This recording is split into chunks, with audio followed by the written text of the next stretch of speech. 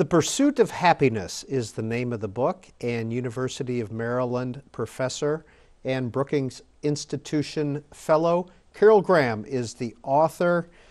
Dr. Graham, is happiness public policy? That's a big question these days. When I started working on this about 10 years ago, people thought the few of us that were doing it were pretty loopy or nuts. But actually, it's become a new science, a way of measuring well-being in a broader way than just income can measure well-being and quality of life. It complements income measures. And right now, the British government, the United Nations, the Chinese government, the Brazilian government, and I could name more, are very interested in implementing well-being metrics or happiness metrics in their policy decisions. In fact, the British government just completed its first round survey where it included happiness metrics in its national statistics. What is a happiness metric?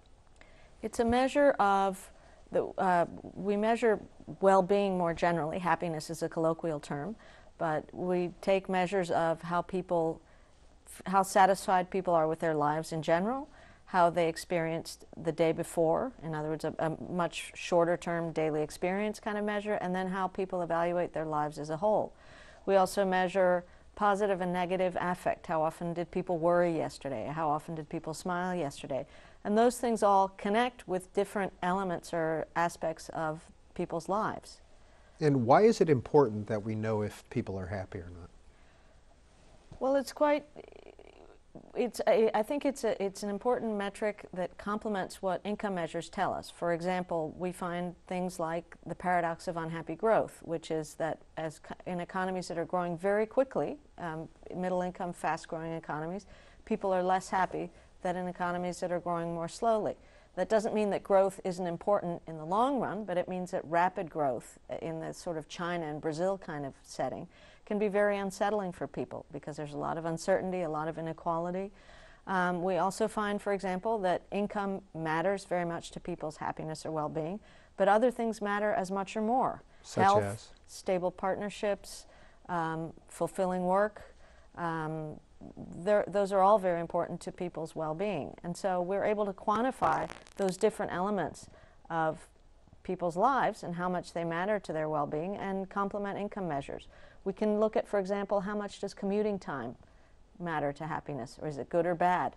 We find other funny things or surprising things like cigarette taxes make smokers happier in Canada, and the obese are less happy than the non-obese. Well, if the consumption choices of the obese are just optimal income-based choices, then why is there unhappiness associated with them? Could you explain that smoking and cigarette tax thing again? Well, it's similar to the obesity findings in that if you assume that all choices are optimal rational choices as standard economic models do, then anybody purchasing a box of cigarettes is doing so to enhance their welfare. But all of us know that that's not exactly what's going on. If you assume that some of what's going on is a self-control or addiction problem and that people are trying to stop smoking, you could see why a cigarette tax might enhance the well-being of people who are trying to stop. Dr. Graham, does the U.S. in any way measure happiness or well-being or quality of life? At this point, we certainly measure it informally. In fact, a U.S.-based firm, the Gallup organization, is probably the biggest provider of well-being data, not just in the U.S., but around the world through the Gallup World Poll. But that's a private polling firm, as we know. There is a serious discussion now and a new National Academy of Sciences panel on well-being metrics, which I'm a part of, which will be assessing whether or not we should be including some of these measures into our census and other statistical gathering data. If you were to include a question or two about, and we're going to use the word happiness, how would you phrase it? I would include at least 3 questions, hopefully 4, to capture these different components. One that captured just how did you experience yesterday? How happy were you yesterday? Some question along those lines. It captures short-term fluctuations in people's well-being, how they're living their daily lives. Then I would include a question about how satisfied are you with your life as a whole? And third, a question about life purpose. Do you have purpose or meaning in your life? Again, they're different dimensions and people may value them differently. And finally, if possible, I would also include another question, which is how does your life compare to the best possible life, which is sort of a relative sense. It's how people compare themselves when they think in terms of a broader reference norm. And all of those questions give us different components of well-being. So when the Brits measure happiness and the Brazilians measure happiness, what did they find for a national average? Is there such a thing? Well, there is a national average. What the Brits what the Brits have done and the Brazilians are thinking of doing are taking these metrics within their own country, and they've just gone to the field. The British findings, which I just saw yesterday, very much accord with what we find about happiness around the world. There are averages across countries around the world, and that's basically that the same things matter to British people's happiness as matter to people's happiness around the world. Income matters, but only so much. Health matters a great deal. Stable partnerships. There's a U-shaped curve between age and happiness, with the low point being in the middle 40s or so, and the British conform, as do Americans, in the studies that we've done in Really? in the Why US. is that? There are lots of reasons for that. You can imagine the middle-age years are often there's a double burden of child rearing and also dependent parents, a lot of financial burdens. It's about the time that people's aspirations align with their realities. If you don't know what you're going to be when you grow up by about mid-40s, you probably should. And after that, as people get older, they actually, as long as they're healthy and in a stable partnership, they get happier. It could be that people get more appreciative of life and are aware that it's short. Again, aspirations align with reality, and some of those financial burdens also ease as people age, typically, not, on average anyway. How did you get interested in this topic?